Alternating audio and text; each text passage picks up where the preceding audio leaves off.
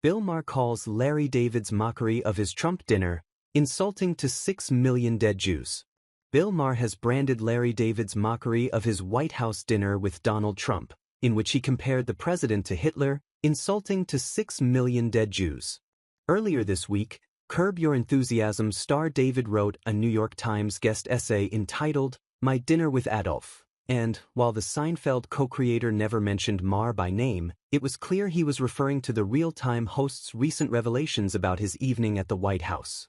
Maher, who has long been critical of Trump and previously called for him to be impeached, was invited to dine with Trump by their mutual friend, the musician and noted Republican Kid Rock, and Maher decided to accept the invitation so he could try to soften hostilities between the pair.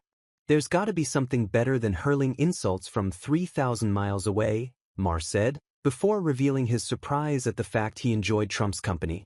He said the president was gracious and measured, and far different to the crazy man he watches on TV.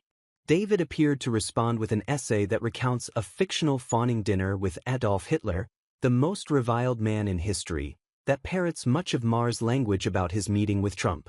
"I knew I couldn't change his views, but we need to talk to the other side, even if it has invaded and annexed other countries and committed unspeakable crimes against humanity," David wrote in the piece.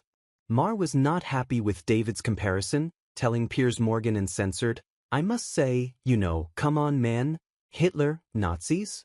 Nobody has been harder about, and more prescient, I must say, about Donald Trump than me. I don't need to be lectured on who Donald Trump is. Just the fact that I met him in person didn't change that, and the fact that I reported honestly is not a sin either." Maher added, "I just think it's kind of insulting to 6 million dead Jews, That should kind of be in its own place in history." The comedian previously praised Trump for making him feel comfortable with talking candidly about any subject during the dinner, stating, "I never felt I had to walk on eggshells around him.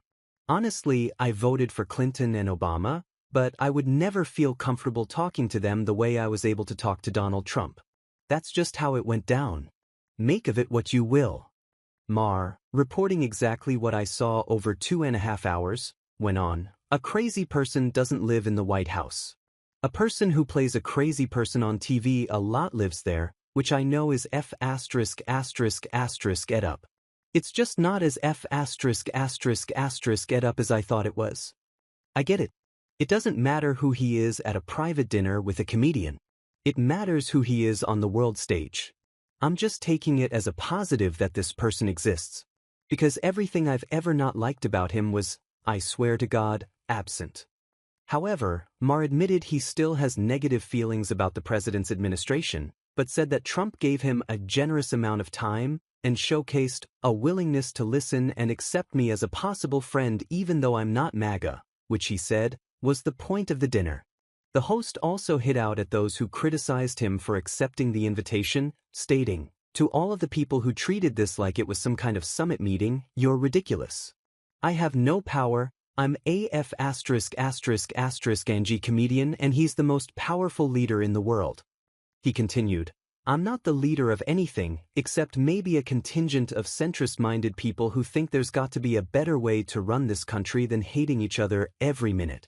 David's essay read, "I had been a vocal critic of his on the radio from the beginning, pretty much predicting everything he was going to do on the road to dictatorship.